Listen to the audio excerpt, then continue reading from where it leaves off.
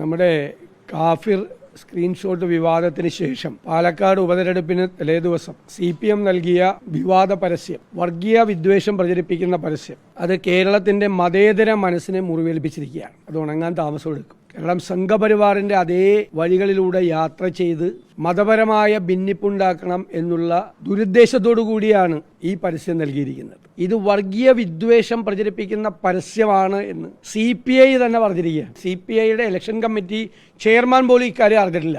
അപ്പോൾ ഇത് കൊടുത്തതിന്റെ ഉത്തരവാദി മന്ത്രി MP രാജേഷാണ്. അദ്ദേഹത്തിനുമാണ് തെരഞ്ഞെടുപ്പ് ചുമതലയുള്ള ആൾ. അദ്ദേഹം ഇന്നലെ ഇതിനെ ന്യായീകരിക്കുകയാണ്. അദ്ദേഹം പറഞ്ഞിരിക്കുന്നത് ഇവിടെ ഈ ചെലവ് കുറവുള്ളതുകൊണ്ടാണ് ഈ 2 പത്രത്തിൽ പരസ്യം കൊടുത്തത്. അതിന്റെ തലേ ദിവസം പ്രമുഖ ദിനപത്രത്തിൽ 4 പേജുള്ള പരസ്യം കൊടുത്തിരുന്നു ഇവര്.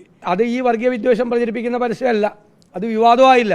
4 പേജുള്ള പരസ്യം കൊടുക്കാൻ അപ്പോൾ പണം ഉണ്ടായിരുന്നു. അപ്പോൾ പണം ഇല്ലാത്തതുകൊണ്ടാണ് ഈ 2 പത്രം എടുത്തത് എന്നുള്ളത് കള്ളമാണ്, പച്ചക്കള്ളം. പിന്നെ സ്വന്തം പത്രത്തിൽ ഫ്രീ ആയിട്ട് കിട്ടുമല്ലോ, ദേശാഭിമാനിക്ക് പോലും കൊടുക്കാൻ പറ്റാത്ത പരസ്യമാണ് ഈ 2 മുസ്ലിം സംഘടനകളുടെ നേതൃത്വത്തിലുള്ള കൊടുത്ത് അവിടെ വിദ്വേഷം ജനിപ്പിക്കാൻ വേണ്ടിയിട്ട് നോക്കിയിരിക്കുന്നത്. ഇന്നലെ സന്ദീപ് വാര്യർ പറഞ്ഞ കറക്റ്റാണ്. BJPയുടെ ഓഫീസിൽ നിന്നാണെങ്കിൽ മാത്രമേ ഇങ്ങനെ ഒരു പരസ്യം എഴുതി കൊടുക്കുകയുള്ളൂ.